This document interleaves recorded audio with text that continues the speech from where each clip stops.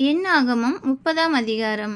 மோசே இஸ்ரவேல் புத்திரருடைய கோத்திரங்களில் தலைவரை நோக்கி, கர்த்தர் கட்டளையிடுவது என்னவென்றால், ஒருவன் கர்த்தருக்கு யாதொரு பொருத்தனை பண்ணினாலும் அல்லது யாதொரு காரியத்தை செய்யும்படி ஆணையிட்டு தன் ஆத்துமாவை நிபந்தனைக்கு உட்படுத்தி கொண்டாலும், அவன் சொல் தவறாமல் தன் வாயிலிருந்து புறப்பட்ட வாக்கின்படியெல்லாம் செய்யக்கடவன்.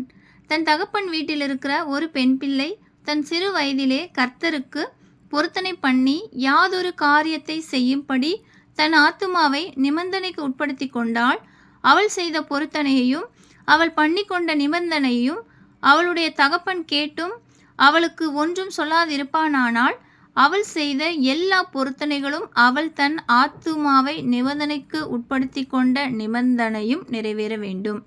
அவள் செய்த பொருத்தனைகளையும் அவள் செய்யும்படி தன் ஆத்துமாவை நிபந்தனைக்கு உட்படுத்தின நிபந்தனையையும் அவளுடைய தகப்பன் கேட்கிற நாளில் அவன் வேண்டாம் என்று தடுத்தால் அது நிறைவேற வேண்டியதில்லை.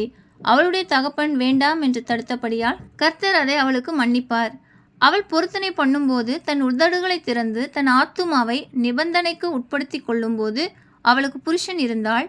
அப்பொழுது அவளுடைய புருஷன் அதை கேட்டிருந்தும் அதை கேள்விப்படுகிற நாளில் அவளுக்கு ஒன்றும் சொல்லாதிருந்தால், அவளுடைய பொருத்தனைகளும் அவள் தன் ஆத்துமாவை நிபந்தனைக்கு உட்படுத்தின நிபந்தனையும் நிறைவேற வேண்டும்.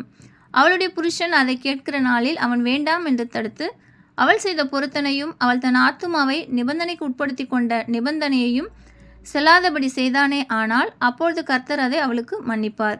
ஒரு விதவையாவது தள்ளப்பட்டு போன ஒரு ஸ்திரீயாவது தன் ஆத்துமாவை எந்த நிபந்தனைக்கு உட்படுத்தி கொள்கிறாளோ அந்த நிபந்தனை நிறைவேற வேண்டும்.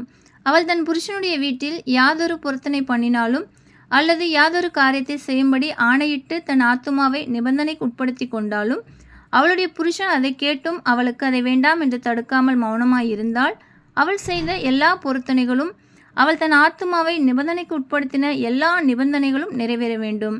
அவளுடைய புருஷன் அவைகளை கேட்ட நாளில் அவைகளை செல்லாதபடி பண்ணினாள், அப்பொழுது அவள் செய்த பொருத்தனைகளும் அவள் தன் ஆத்துமாவை உட்படுத்தின நிபந்தனை குறித்து அவள் வாயிலிருந்து புறப்பட்டதொன்றும் நிறைவேற வேண்டியதில்லை.